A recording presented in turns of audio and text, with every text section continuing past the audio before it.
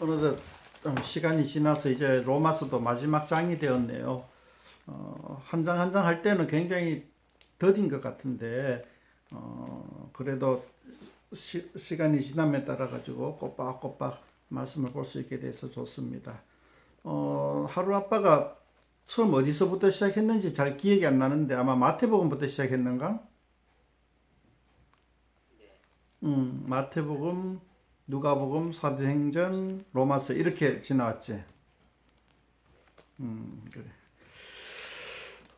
이제 마태복음, 누가복음, 사도행전, 로마서만 대충 보면은 신앙의 기초가 그러니까 이제 기본적인 지식은 다 갖춰지는 것 같아요. 기본은 다 갖춰지는 것 같고 이제 이 로마서 16장 마치고 이제 뒤에 또 나머지 또 뒤에 좀 이야기를 하면 좋겠습니다.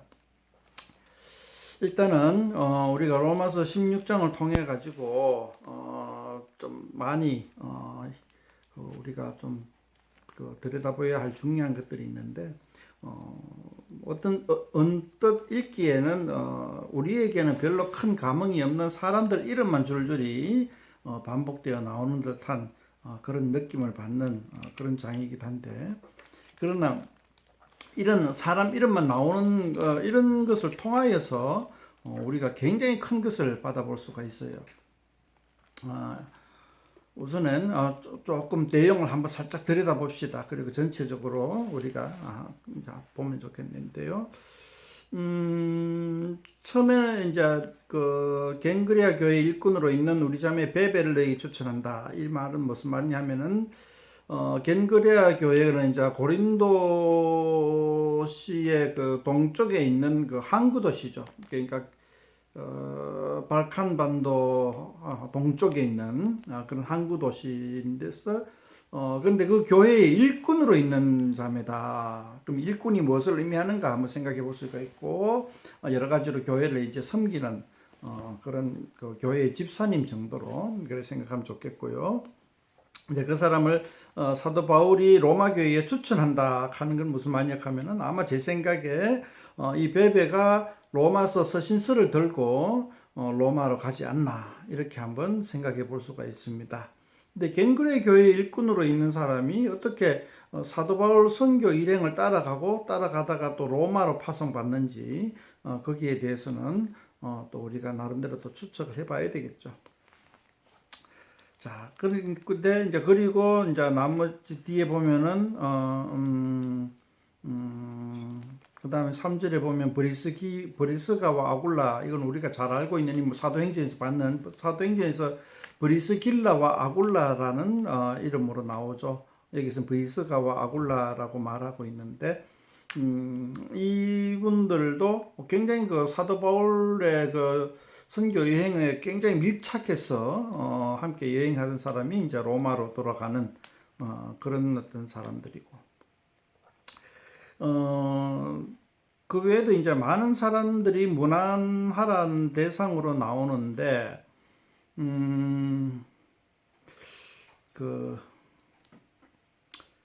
이 많은 사람들이 사도 바울이 어떻게 알았을까? 사도 바울의 선교 3차 전도 여행, 이때죠. 3차 전도 여행 때, 깊게든 얕게든 만났던 사람들이죠. 그 만났던 사람들이 로마로 돌아갔고, 그리고 로마로 먼저 돌아갔겠죠. 로마로 먼저 돌아갔고 뒤에 베베라는 일꾼으로 집사님을 통해서 이제 이 서신서로 문안을 하는 그런 상황이 되겠죠. 그러니까 이 3차 전도 여행 동안 로마 교회에 엄청나게 많은 성도들을 만났다는 거고, 그 만나가 교제를 했다는 거죠. 잠깐 만나고 헤어진 게 아니라 상당히 깊이 있게 만나고 교제를 나눴다. 그렇게 볼 수 있고, 그런 부류 중에서 이제 사도 바울의 친어머니로 생각되는 아니면은 이제 양어머니일 수도 있는데 13절에 보면은 루포의 어머니 이렇게 또 나오는 그런 과정들. 자, 이걸 통해 가지고 우리가 16절 동안에 이제 16절까지 이제 그런 이야기들이 쭉 나오죠. 그죠? 1절에는 베베는 편지를 전달하는 사람으로 보이고요. 그 뒤에는 편지와는 무관하게 먼저 로마 교회로 로마시로 돌아갔는 네로 황제 때 54년인가 그때에 아마 그 유대인 추방령이 이제 철회돼 가지고 다시 로마로 가게 되는 그런 어떤 사람들 중에 이 많은 사람들이 돌아갔다는 거죠. 이것을 통해서 이제 사도 바울이 얼마나 이제 그 로마 교회와 뭐랄까나 인연이 있는지 그런 어떤 그 살펴볼 수가 있고요. 그 다음에 로마 교회의 그 뭐랄까나 사이즈, 규모 그런 것들을 알 수가 있고 그런 정도로 우리가 좀 이렇게 쳐다볼 수가 있는데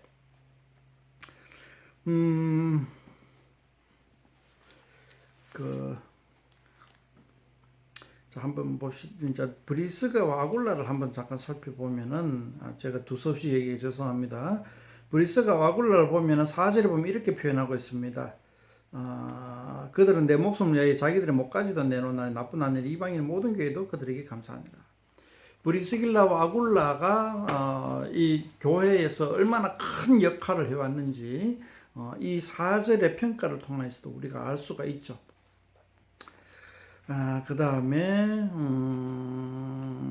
자매 베베, 여자 베베인데도 2절에 그를 평가를 하고 있죠.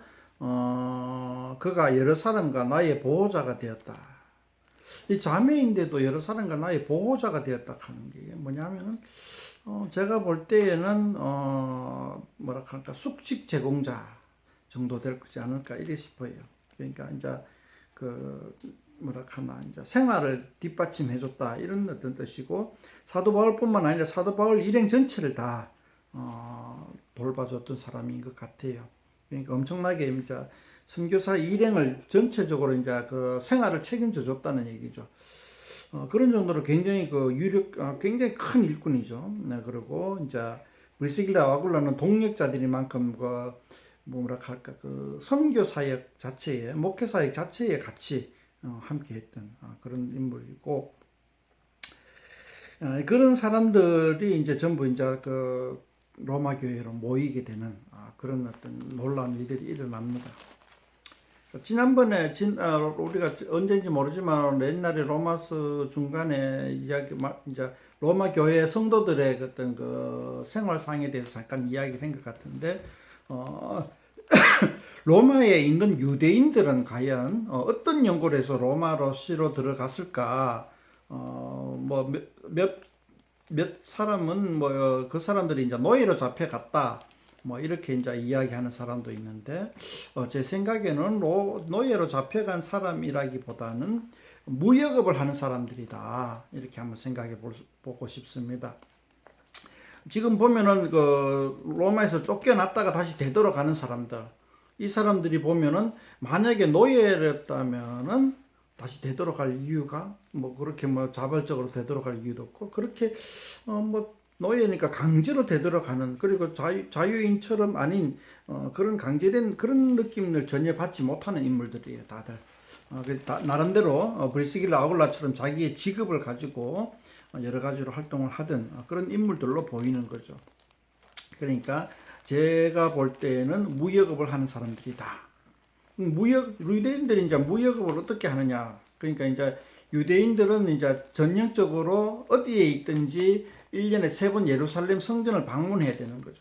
그러니까 근데 어디 있느냐 하면은 그 옛날에 유대인들은 역사적으로 기고해서 예루살렘에 살지 못하고 정치적 힘에 의해 가지고 강제로 해산당하는 일들이 역사적으로 너무 많이 왔었죠. 그런 아픔들 때문에 흩어져 사는 디아스포라 유대인들이 참 많이 있는데 그럼에도 불구하고 예루살렘 성전에 1년에 3번 정도 방문을 해야 되는 그런 어떤 그 종교적 의무가 있는 관계로 여행하는 것이 상당히 익숙해져 있는 민족이다 말이죠. 여행하면서 또 실제로 어떤 뭐 여러 가지 성전의 재물을 가지고 가야 되는 그죠? 그래서 현물도 막 가지고 가야 되는, 그러면서 이제 아마 그 현물을 또 화폐로 바꾸기도 하는 그런 상황들로 인해서 무역업이 유대민족 사이에서는 발달하지 않았나, 이렇게 한번 보는 거죠. 그래서 이제 제국의 도시인 로마까지도 이제 무역업이 활발하게 진행하는 유대인들이 아니었나, 이렇게 한번 생각을 해보고, 그래서 로마 교회 성도들, 유대인들은 아마 무역업에 종사하는 사람들이다, 이렇게 이제 저는 나름대로 짐작을 하는데, 이제 그렇게 하기 때문에 이제 그런 사람들이 지금 16장에 나오는 명단들을 바라볼 때에 굉장히 그 로마 교회의 그 역동성에 대해서, 그리고 굉장히 그 신실함에 대해서 한번 살펴볼 수 있는 그런 어떤 그 내용들이 되겠습니다. 아까 봤던 그 자매 베베, 브리스길라와 아굴라, 그리고 나름대로 다 독특한 이력을 가지고 있는 사람들이죠. 네, 그 다음에 우리가 특징적으로 볼 수 있는 게 여자의 비율이 거진 50%다. 그러니까 상대적으로 여성의 그 비중 있는 인물들이 굉장히 많이 나온다는 거죠. 그 시대, 오늘도 마찬가지겠지만은 이 성경에서 여성의 인권에 대해서는 굉장히 그 시대를 뛰어넘는 그런 어떤 그 모습을 보여주고 있다 하는 것을 로마 교회를 통해서도 살펴볼 수가 있는 거죠. 예. 자, 근데 이제 16절을 넘어가서 17절부터는 또 정반대의 어떤 이야기를 하고 있습니다. 한번 볼까요? 형제들아, 내가 너희를 권하노니 너희가 배운 교훈을 거슬러 분쟁을 일으키는 거치게 한 자들 살피고 그들에게서 떠나라. 그러니까 로마 교회 안에는 이렇게 성실하고 그 섬기는 헌신하는 자들만 있는 것이 아니라 분쟁을 일으키는 자들도 있더라라는 거죠. 그리고 그들에게서 떠나라라고 이야기하는 거죠. 그러니까 로마 교회를 해가지고 상당히 이상적인 교회가 아니라는 거죠. 그 다음에 그 사람들의 특징은 예수님을 섬기지 않고 자기들의 배만 섬기고 교활한 말과 아첨하는 말과 순진한 사람들의 미혹한다. 제가 볼 때는 이 사람들이 이제 유대교주의자들이라고 볼 수도 있고요. 자, 이 사람들의 특징을 갖다 잘 살펴보면은 예수 그리스도를 섬기지 아니한다 하는 말이 뭘까? 자, 위에 16절 1장에서부터 16절까지의 내용을 보면은 굉장히 뭐랄까, 말로만 섬기는 것이 아니라 실제로 몸이 헌신되어 있는 그런 사람들이라는 것을 대충 살펴볼 수 있는데, 아마 저는 그런 걸 교회를 섬긴다, 예수 그리스도를 섬긴다는 말은 교회를 섬긴다. 교회를 섬긴다는 말은 조직체를 섬긴다는 게 아니라 교회의 하나 구성원인 성도들을 섬긴다. 성도들을 육신적으로, 영적으로 섬긴다. 그런 어떤 뜻으로 받아들여지고요. 그리고 그렇게 아니하고 자기들의 배만 섬긴다. 그러니까 미혹해가지고 어떻게 하면은 속이고 좀 뺏겨 먹을까 하는 쪽으로 이제 하는 거죠. 자, 이게 제가 17절, 18절 말씀을 갖다가 쭉 이렇게 자세하게 이야기하는 의도는 오늘날에도 이런 사람들이 상당히 있다라는 거죠. 그러니까 그걸 구체적으로 제가 지칭하거나 이야기하기엔 좀 그러네요. 그러나 안에 제가 볼 때는 오늘날 교회 안에 이런 사람들이 많이 있다. 적지 않게 많이 있다. 이제 그런 사람들이 어떻게 해야 된다고요? 살피고 그들에게서 떠나라라고 얘기하죠. 그들에게서 떠나라. 이상합니다. 교회 안에 그런 사람들이 있으면 교회 안에서 그런 사람들을 내보내야 되는데 그게 아니고 그들에게서 떠나라. 이게 이제 왜 떠나라는 단어를 썼을까라고 한번 생각해 보면은, 이 사람들이 로마 교회가 어떤 예배당 중심으로 모이는 조직체가 아니라는 거죠. 로마시에 거주하면서 각자의 집에서 점조직으로 존재하고 있는 조직체라는 걸 알 수가 있는 거죠. 이 점조직체라는 것이 어디서 느껴지냐 하면은, 자, 쭉 봅시다. 어디에 나옵니까? 한번 같이 찾아봅시다.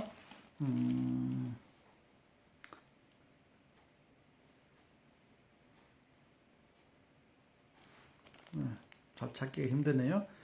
그러니까 가정교회라는 단어를 쓰는데, 좀 가정교회 단어가 별로 좋지는 않지만은, 뭐 사람들이 많이 쓰니까는, 뭐 그런 단어를 저도 한번 써봅니다.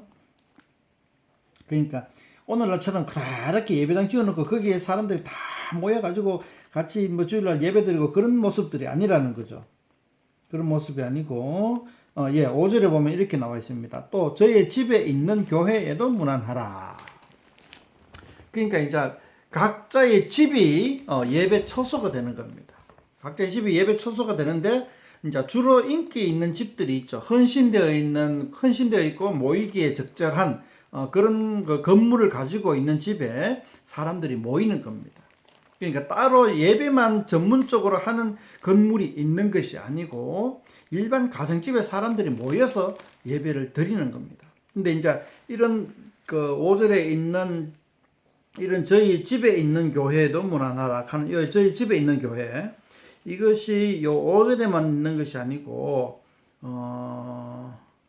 자 봅시다.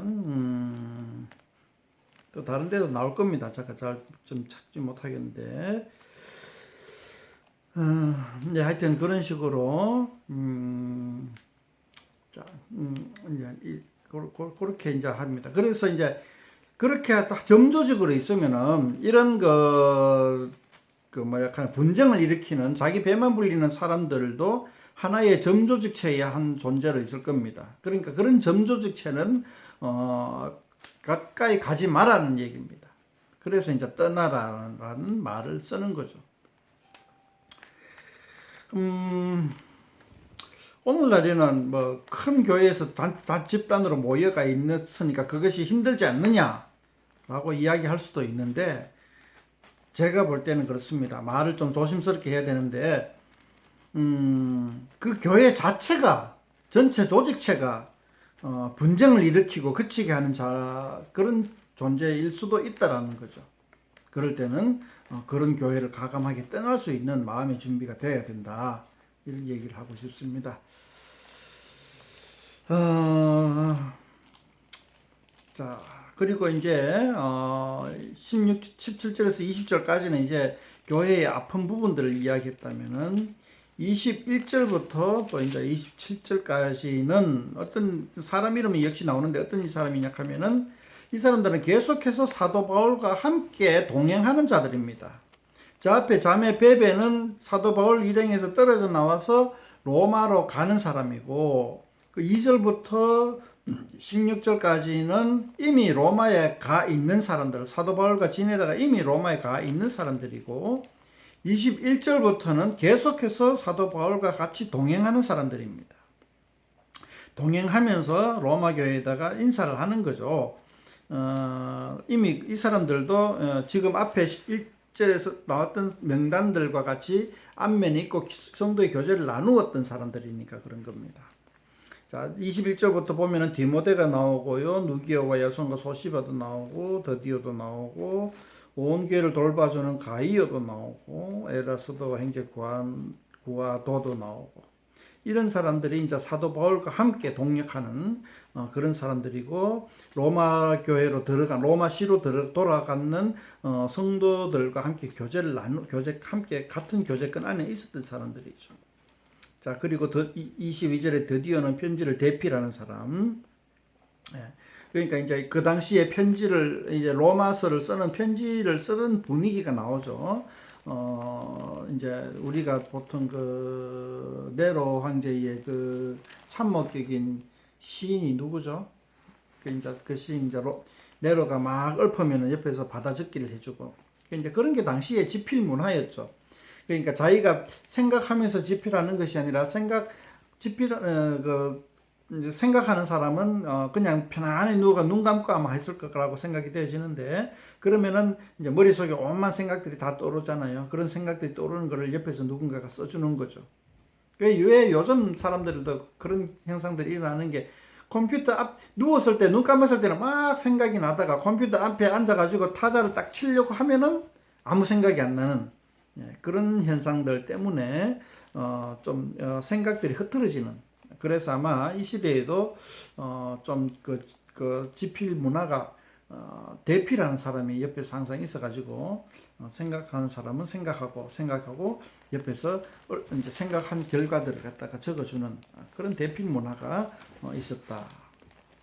자, 그런 측면에서 우리가 당시에 이 로마서가 어떤 상황에서 집필되어졌는가를 갖다 한번 생각해 볼 수도 있습니다. 뭐 여기까지가 우리가 이제 그 로마서의 결론 부분이고, 사실상 결론은 15장에서 끝나고 16장은 PS 덧붙임 정도로 우리가 생각해 볼 수가 있고, 이 덧붙임에서 우리가 로마 교회의 분위기를 또 알 수 있는 그런 중요한 정보들로 가득 차 있다 하는 것을 갖다가 좀 살펴보았습니다. 이제 뭐 대충 제가 말씀드릴 거는 했고요. 또 질문 있으면 질문해 주시기 바라고요. 또 제가 또 건너뛴 것 있으면 또 첨언해서 이야기해 주시면 고맙겠습니다.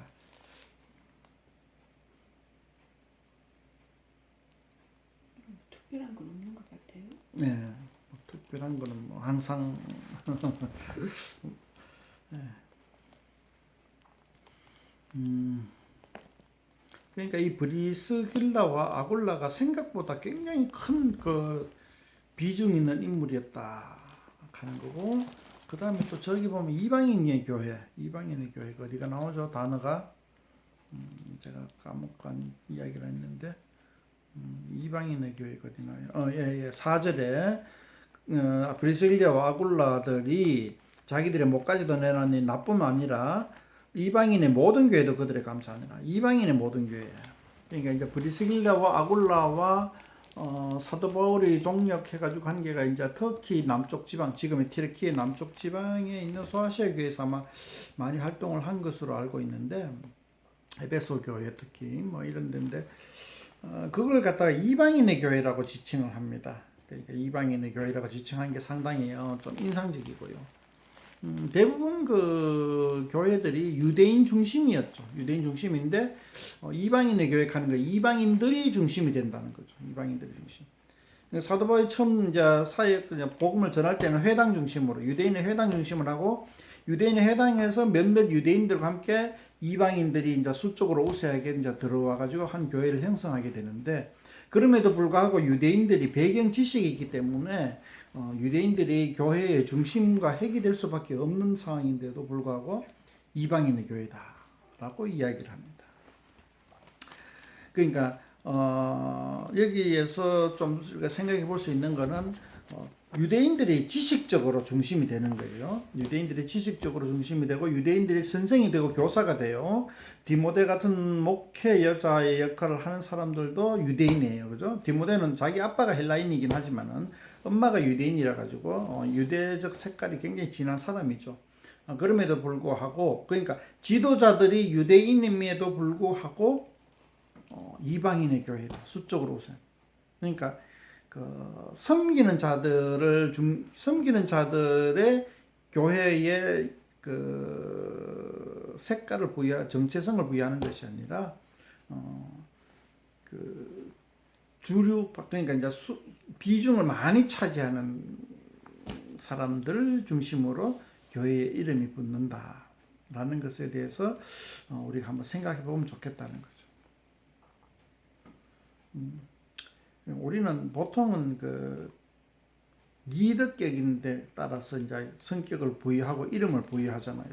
리더에다가 성격을 부여하는 것이 아니라 일반 대중 서민들을 갖다가 정체성을 갖다가 부여하는 그런 어떤 것들, 그런 걸 한번 좀 우리가 초대교회를 보면서 한번 생각을 좀 해보면 좋겠다라는 생각이 듭니다. 그러니까 리더 중심이 아니고, 그 다음에 권위 있는 자 중심이 아니고, 권력자 중심이 아니고 서민 중심, 일반 국민 중심 쪽으로 이제 그 관점을 돌릴 수 있다. 우리가 초대교육 볼 때. 응? 이 사람들이 리더 아니었을까? 이 사람들이 누구지? 여기 나오는 사람들. 그렇지. 여기 나오는 사람들 다 리더인데 이제 대부분이 이제 그 뭐라 할까 유대인 이제 그거는 내가 정확하게 그 구분을 안 해봤는데 유대인 이름인지 헬라식 이름인지는 제가 검증을 안 해봤는데 아마 대부분이 유대인일 거예요. 아 이제 그러니까 대부분 유대인이 맞네. 이제 대부분 유대인이 이제 로마로 돌아. 그러니까 그거잖아. 이 사람들이 그 로마에서 유대인이기 때문에 추방을 당한 거죠. 예번 추방을 당했고 그 추방 당한 사람은 다 유대인인 거죠. 그리고 다시 로마로 되돌아가는 거죠. 이 유대인들이. 그리고 이 유대인들이 다 그 교회의 그 핵심 그 요직을 차지하고 있어요. 그럼에도 불구하고 보통 그 사도 바울이 개척한 교회는 그렇게 되겠죠. 그럼에도 불구하고 명칭을 이방인의 교회라고 합니다. 이방인들을 위한 교회죠. 유대인들을 섬기는 입장에 있는 거죠.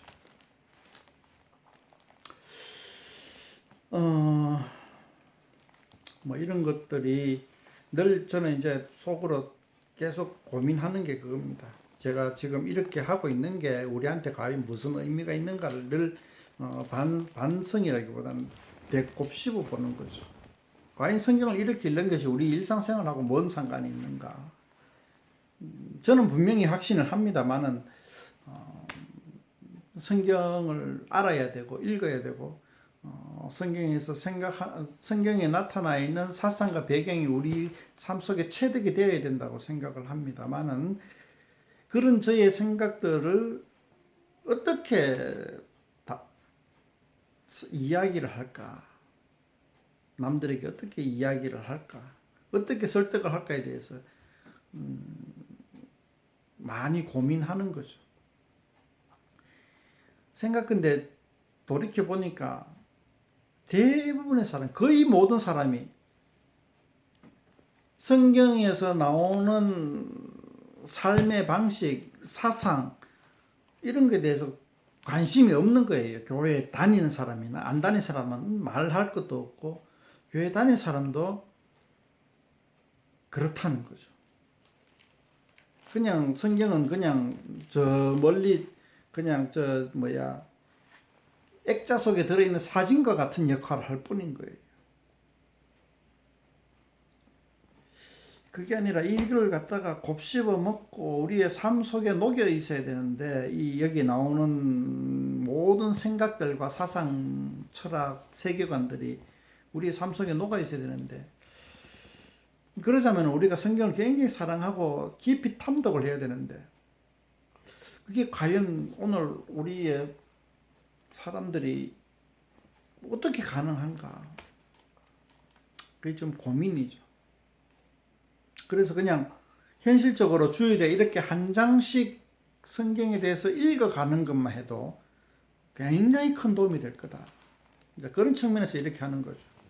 당장 주일날 한 장 성경 이렇게 읽어보는 게 뭐 아무런 표시가 안 날 것 같지만은 실제로는 이것이 우리에게 큰 자양분이, 영적 자양분이 된다는 거죠. 우리의 삶의 철학이 바뀌어지고, 삶의 방향이 바뀌어지고, 삶에 대한 태도가 바뀌어지는 거죠. 목적 지향적이 되는 거죠. 그렇게 바라는 거죠. 그 다음에 이제 로마서 다음에 어디를 할까를 계속해서 고민을 하고 아직도 그 고민 중에 있는데 엄마는 이제 갈라디아서를 하자 하는데 갈라디아서는 거의 로마서와 성격이 똑같은 겁니다. 그러니까 갈라디아서가 사도 바울이 쓴 서신서 중에 제일 먼저 쓴 서신이다라고 얘기를 하는데 그러니까 로마서보다 훨씬 이전에 이제 썼는 책이죠. 잘 모르겠는데 모르겠어요. 뭐 하여튼 굉장히 앞선 책이에요. 갈라디아서가 로마서가 몇 년도에 쓰였다고 얘기합니까? 제가 다 까먹었네. 로마서가 57년경에 기록되었고 갈라디아서가 아마 48년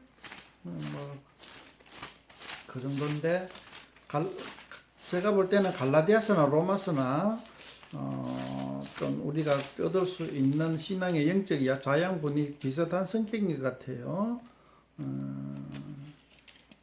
여기는 55년, 56년경 갈라디아서가 써 있다고 보는데 제 생각에는 훨씬 더 이전일 것 같아요. 48년 정도로 생각을 하는데 모르겠네요. 그래서 그 갈라디아서 읽어보면은 로마서에서 이야기한 거 그대로 나옵니다. 다시 말하면 갈라디아서가 먼저 적혔기 때문에 갈라디아서가 사도 바울의 신학의 초기 버전이고 로마서가 완결 버전이다. 이렇게 한번 생각해 보면 될 것 같습니다. 그래서 지금 제 생각에는 지금 머릿속에 많이 막 터져 나오는데 하고 싶은 게 이제 히브리스를 읽으면은 예수님이 십자가에 못 박혀 왜 메시아가 십자가에 못 박혀 죽어야 됐나에 대한 이유가 나옵니다. 그런 이유들이 나오는데 그런 히브리스를 읽어내기 위해서는 구약 이 배경 지식으로 어느 정도 차 있어야 돼요.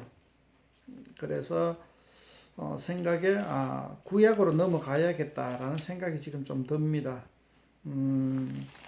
구약으로 넘어가서 구약은 워낙 내용이 방대하고 느슨하게 되어 있기 때문에 신약 성경처럼 꼼꼼하게 읽어 내려가는 데는 너무나 한계 있고 시간도 많이 걸립니다. 그래서 조금 미안함에도 불구하고 파노라마식으로 쭉 훑어 내려갈까 싶어요.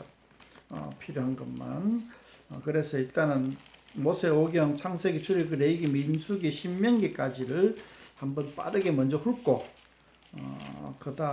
그런 식으로 이제 그 다음 단계는 그 다음 좀 한번 생각해 봅시다. 그래서 이제 제 생각에는 구약을 한번 넘어갈까 싶어요. 근데 이제 구약으로 넘어가면은 제가 조금 더 많이 바빠집니다. 왜냐하면은 많이 좀 준비를 해야 되는 거죠. 신약 성경에서는 뭐 솔직히 한 장을 꼼꼼하게 읽어보는 것만으로 그냥 끝 되는데 구약 성경을 하자면은 구약 성경 전체를 다 읽어야 되고 거기에 대한 어떤 백그라운드를 다 어떤 그 서머리를 해야 되는 그런 어떤 그 일들이 놓여 있어서 저한테는 조금 시간적으로 부담이 되는 거죠. 내용면에서 부담이 되는 건 아니에요. 신약 성경 특히 로마서는 굉장히 그 내용면에서 부담이 되어가지고 많은 어떤 그 신학 서적들을 좀 읽어야 되는 그런 부담들이 있었는데 구약 성경은 그냥 워낙 방대하니까 제 짧은 기억력 가지고 이 많은 것들을 다 기억을 해내야 되는 거죠. 책에 다 적어 놓을 수도 없는 것이고 적는 것도 보통 일이 아니니까. 어쨌든 그런 부담들이 있는데 한번 또 필요할 것 같아요. 그래서 이제 구약 성경을 쭉 한번 읽어 내려가면 좋겠고요.